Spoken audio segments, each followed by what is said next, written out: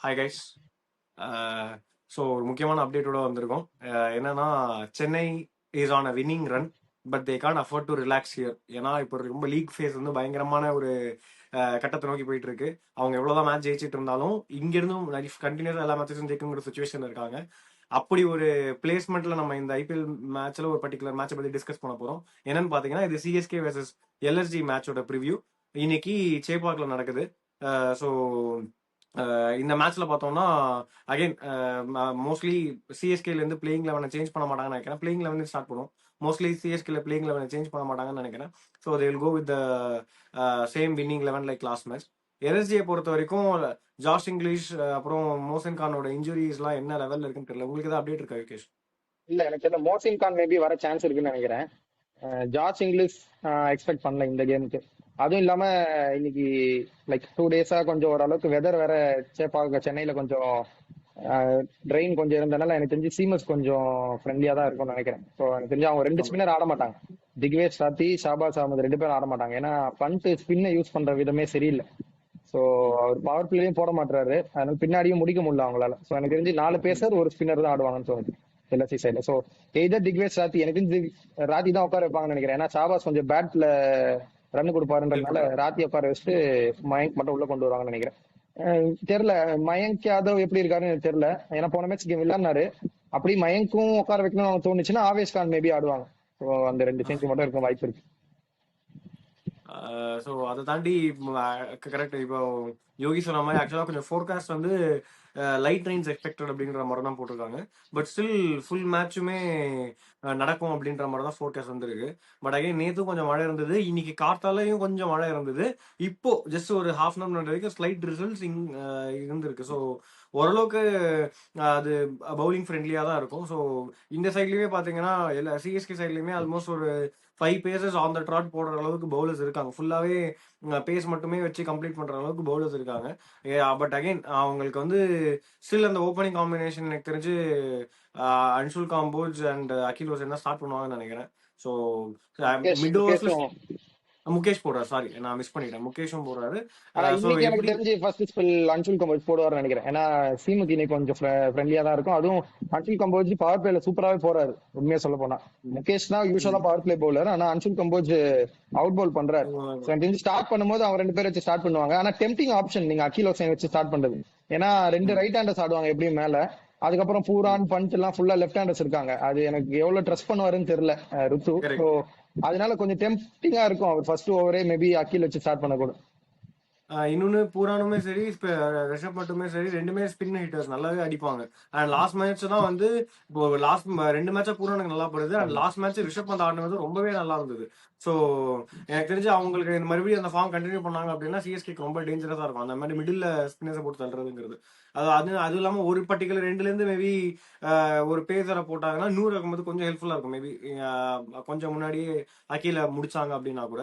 But இதுல ஒரு பெரிய இது என்னன்னா மிடில் ஓவர்ஸ்ல லாஸ்ட் டைம் வந்து ஓவர் டர்ன் போடல. இந்த மேட்ச் அவர் கண்டிப்பா இன்னைக்கு போட்டாலுங்கிற சுச்சுவேஷன் இருக்கு. ஸோ அது மோஸ்ட் லைக்லி அதான் அவங்க கேம் பிளான் அவங்க தெரிஞ்சுக்கிட்டு போயிட்டாங்கன்னா அப்படின்னா உங்களுக்கு ப்ராப்ளம் இருக்காது. அண்ட் இது வந்து ஃபர்ஸ்ட் பேட்டிங் டாஸ் ஜெயிச்சு ஃபர்ஸ்ட் பேட்டிங் எடுக்கிற டீம் கொஞ்சம் அட்வான்டேஜா இருக்கும்னு நினைக்கிறேன். ஏன்னா அவங்க எடுத்துட்டு எனக்கு கொஞ்சம் போக பிச்சு கொஞ்சம் ஸ்லோ ஆகும்னு தோணுது. ஸோ அவங்க எடுத்து வந்த இதுல அடிச்சுட்டாங்க அப்படின்னா. ஆனா எனக்கு தெரியல, நான் பிச் ரிப்போர்ட்ல பெருசா பாக்கல. ஆனா நான் பிச் போட்டோ பார்த்த வரைக்கும் கொஞ்சம் கிரீன் இருந்தது மேல.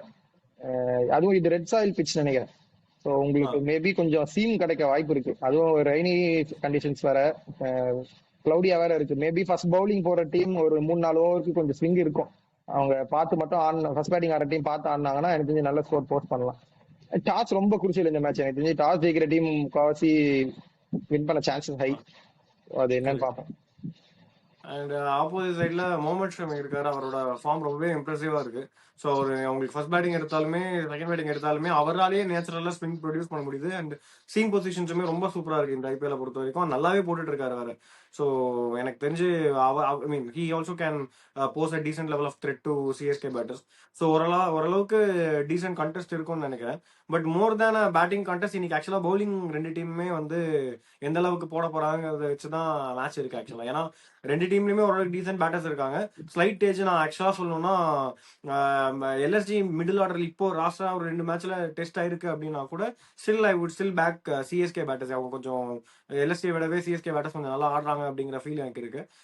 நான் எல்எஸ்ஜி ஓவர் ரைட் பண்ணல, ஏன்னா லாஸ்ட் 2 மேட்சா அவங்க மிடில் ஆர்டர் கொஞ்சம் நல்லா பர்ஃபார்ம் பண்ணியிருக்காங்க. அண்ட் ரொம்ப நாள் கழிச்சு ஃபார் ஃபர்ஸ்ட் டைம் ஓப்பனர் ஓரளவுக்கு ஸ்கோர் பண்ணதை இந்த ஐபிஎல் இதான் ஃபர்ஸ்ட் டைம் நம்ம எல்எஸ்ஜியில் பார்க்குறோம் கூட. So anyways, but again CSK சைடில் அது ஒரு பெட்டர் அட்வான்டேஜ் இருக்கு. But overall advantage lies with bowlers. இன்னைக்கு எப்படி போட போறாங்கிறத பொறுத்து தான். அதுவும் வந்து சிஎஸ்கேல டாப் 4 முடிஞ்சிச்சு 2 மேட்சா. ஸோ அதுக்கு கீழே போல டாப் ஆர்டரே நல்லா பெர்ஃபார்ம் பண்ணியிருக்காங்க. ஸோ எனக்கு தெரிஞ்சு யாராவது டாப் ஆர்டர்ல ஆஸ் யூஷுவல் எப்பயும் நிக்கிற மாதிரி நின்று முடிச்சு கொடுத்தாங்கன்னா அது சிஎஸ்கே சைட்ஸ்.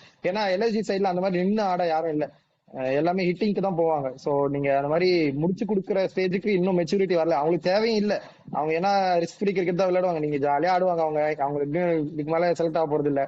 அப்படிதான் ஆடி ஆர்சிபியை முடிச்சு விட்டாங்க ஒரு மேட்ச். ஸோ அவங்களுக்கு ஒன்றும் இதுக்கு மேல லூஸ் பண்ண ஒன்றும் இல்லை. ஸோ எனக்கு தெரிஞ்சு ஃபுல் கன்ஸ் பிளேசிங்கோட தான் வருவாங்க. என்ன எனக்கு பண்டோட கேப்டன்சில நிறைய கொஸ்டின் மார்க் இருக்கு. அவரு ஸ்பின் யூஸ் பண்ற விதம் வந்து எனக்கு தெரியல. நீங்க 3 சீமர் 2 ஸ்பின்னர் ஆடுறீங்கன்னா Hello and welcome to the match forecast of this game. The venue. நீங்க 3 பேசர் 2 ஸ்பின்னர் ஆடுறீங்கன்னா 2 ஸ்பின்னர் ஆஃப்டர் பவர் பிளே தான் போட போறீங்கன்னா உங்களால கன்ஃபார்மா முடிக்க முடியாது. நீங்க 2 ஸ்பின்னர் ஆடுறீங்கன்னா கண்டிப்பா ஒரு ஸ்பின்னர் பவர் பிளேல போடக்கூடிய சுச்சுவேஷன்ல தான் இருக்கணும். அப்படி இல்லைன்னா நீங்க சுனில் நாராயண் இல்ல வருண் சக்கரவர்த்தி மாதிரி டெத்ல போடக்கூடிய ஸ்பின்னர்ஸ் வச்சிருந்தா பரவாயில்ல. நீ திக்வேஷ் ராத்தி, ஷாபாஸ் அகமது இல்லைன்னா சித்தார்த் வச்சுட்டு நாங்க பவர் பிளே முடிஞ்ச அப்புறம் 7th ஓவர்ல இருந்து ஸ்டார்ட் பண்ணுவேன்னு பாத்தீங்கன்னா அதுக்கப்புறம் உங்க கேமே 14 ஓவர்ஸ் தான் இருக்கு.